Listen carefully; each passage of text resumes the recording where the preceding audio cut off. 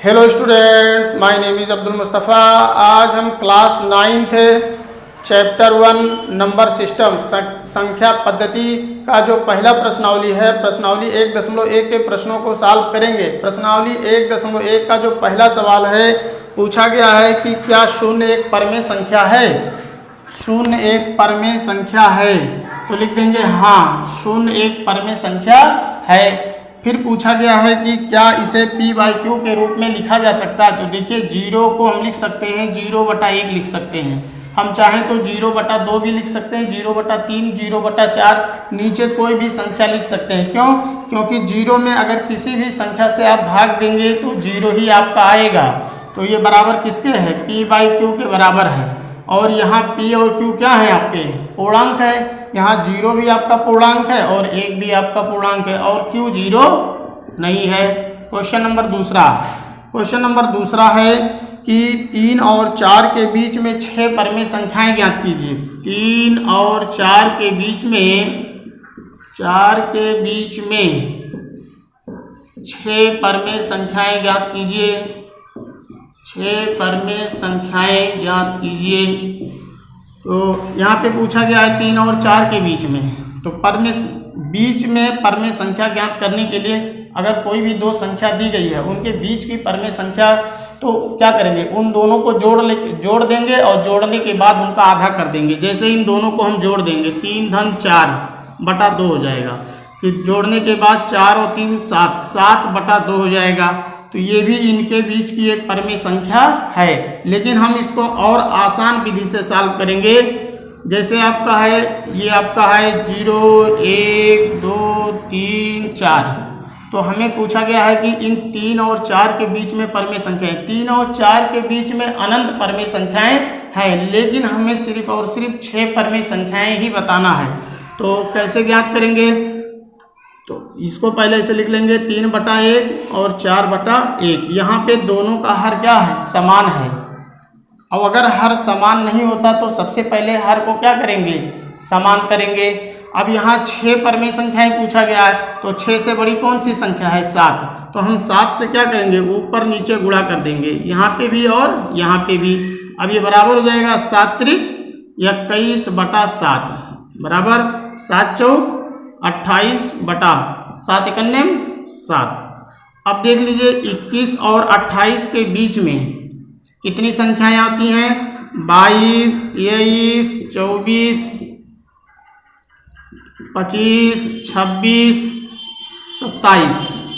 1 2 3 4 5 6/7 दे रखा है सबका, /7 कर देंगे, इसका भी /7 कर देंगे।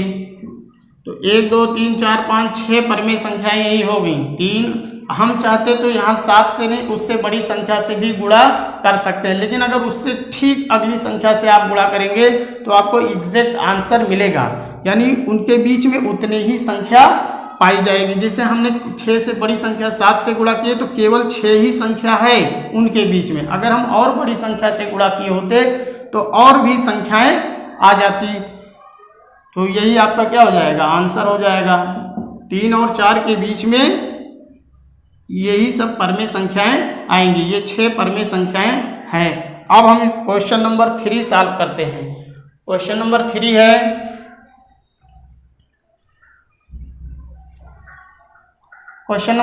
है, पूछा गया है 3/5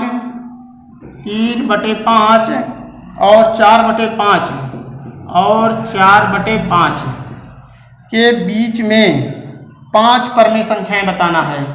के बीच में 5 परमेय संख्याएं बताइए। 5 परमेय संख्याएं बताना है। तो पहले इसको ऐसे लिख लेते हैं 3/5 4/5। सबसे पहले इनका हर देखेंगे। अगर समान है दोनों, अगर हर समान है तो रहने देंगे, और अगर समान नहीं है तो पहले हर को क्या करेंगे? समान कर लेंगे।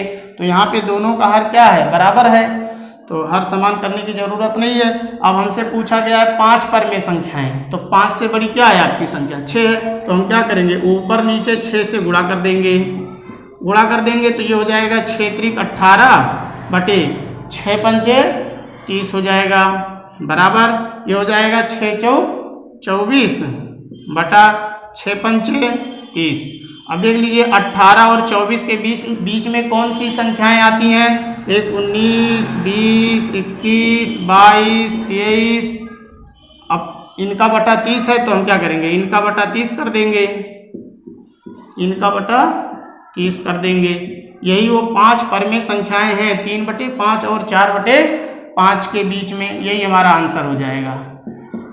अब हम सॉल्व करते हैं क्वेश्चन नंबर 4। क्वेश्चन नंबर 4 है,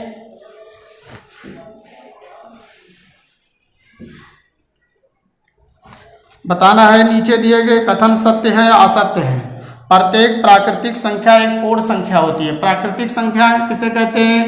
1, 2, 3, 4, 5 ये सभी संख्याएं क्या हैं? प्राकृतिक संख्याएं हैं।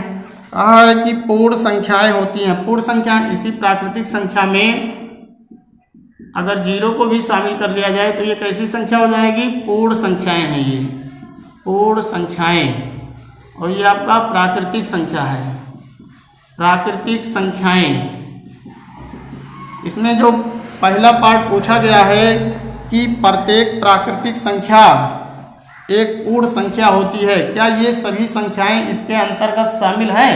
तो हाँ, ये सभी संख्याएं इसके अंतर्गत शामिल हैं। सभी की सभी प्राकृतिक संख्याएं पूर्ण संख्या के अंदर समाहित हैं। इसलिए ये कथन आपका क्या होगा?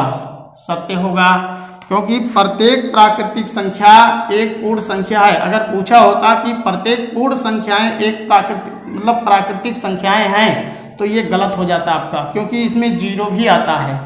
इसका सेकंड पार्ट है, पूछा गया है कि प्रत्येक पूर्णांक एक पूर्ण संख्या होती है। तो पूर्णांक आपका -3, -2, -1, 0, 1, 2, 3, 4 अनंत तक, ये आपका क्या है? पूर्णांक है, पूर्णांक है। अब इसमें पूछा गया है कि प्रत्येक पूर्णांक एक पूर्ण संख्या होती है। क्या ये सभी पूर्णांक, ये सभी की सभी संख्याएं पूर्ण संख्या के अंदर समाहित हैं? क्या ये सभी संख्याएं जो दी गई है यहाँ, ये सब इसके पास है? नहीं है, क्योंकि सिर्फ इतने हैं उसके पास, ये सारी संख्याएं इसके पास नहीं है। और इसमें कहा जा रहा है कि सभी के सभी पूर्णांक जो है पूर्ण संख्याएं हैं, तो ये सभी संख्याएं यहाँ पे नहीं है। इसलिए ये कथन आपका क्या है? गलत हो जाएगा। तीसरा कथन हमारा है कि प्रत्येक परमेय संख्या एक पूर्ण संख्या होती है। प्रत्येक परमेय संख्या एक पूर्ण संख्या। तो परमेय संख्या देखिए, -3, -2 आपका जो है 0.333, फिर उसके बाद 5/7, फिर उसके बाद -5/7, फिर 3, 2, ये सभी क्या हैं? ये सभी परमेय संख्याएं हैं। तो इसमें कहा गया है प्रत्येक परमेय संख्या एक पूर्ण संख्या होती है। क्या ये सभी संख्याएं इसके अंतर्गत शामिल हैं? देख लीजिए, ये -3 ये ऋणात्मक संख्याएं पूर्ण संख्याएं नहीं होती हैं। ये संख्या इसके अंतर्गत है? नहीं है। ये भी नहीं है आपका, जो बार बार रिपीट हो रहा है निश्चित संख्या, ये भी परमेय संख्या है जो पूर्ण संख्या नहीं हो सकती। तो प्रत्येक परमेय संख्याएं पूर्ण संख्याएं नहीं हो सकती हैं। ये कथन भी आपका क्या है? गलत है। स्टूडेंट्स, वीडियो अच्छा लगा हो तो प्लीज़ वीडियो को लाइक कीजिए, सब्सक्राइब कीजिए और दोस्तों को शेयर कीजिए।